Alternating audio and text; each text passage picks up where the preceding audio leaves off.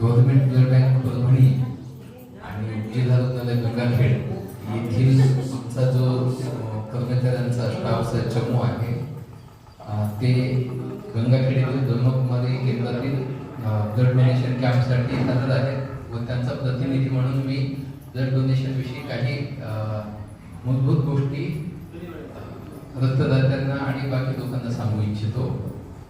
त्यामध्ये ब्लड द्यायची गरज सहसा आपल्याकडं अंगात रक्त कमी असणे, डिलिव्हरीचे पेशंट्स, ऑपरेशनचे पेशंट, कॅन्सरचे पेशंट, ॲक्सिडेंटचे पेशंट आणि ज्यांना ब्लड कॅन्सर वगैरे असतात त्यांना पण लागतं.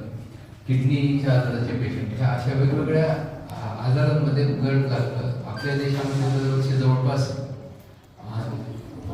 1.5 कोटी रक्त बाटल्यांची गरज पडते.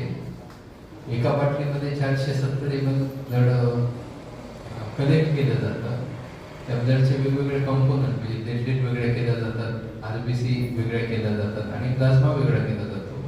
एक बाटली रक्तदान केल्यामुळे 3 रुग्णांना फायदा होतो. रक्तदान हे जीवनदान असल्यासारखंच आहे. बरेचदा इमर्जन्सीमध्ये लोकांना रक्त न मिळाल्यामुळे जीव जायचं प्रमाण पण असतं. त्यामुळे हे फार पुण्याचं काम आहे. आपली संस्था आध्यात्मिक क्षेत्रामध्ये बऱ्यापैकी कार्यरत असते. तुमच्या ज्या मुख्य ॲडमिनिस्ट्रेटर होत्या त्यांच्या 18व्या स्मृतिदिनानिमित्त दादी प्रकाशमणीजींच्या स्मृतीनिमित्त तुम्ही हा उपक्रम राबवतात. त्याचा सगळ्यांना फायदा होईल. आमच्या ब्लड बँकेला सुद्धा टार्गेट अचीव करायला याचा फायदा होतो. दरवर्षी भारतामध्ये 10 लाख रक्ताच्या बाटल्या कमी पडतात. म्हणजे 10 लाख लोकांना किंवा त्याच्यापेक्षा कमी 8-9 लाख लोकांना रक्त मिळत नसायचं. पण मागच्या वर्षी 2024-25 सालात पहिल्यांदा असं घडलं की रक्तदान आणि रुग्णांची संख्या म्हणजे रक्त पुरवलं. मागच्या वर्षी पहिल्यांदा असं घडलेलं आहे.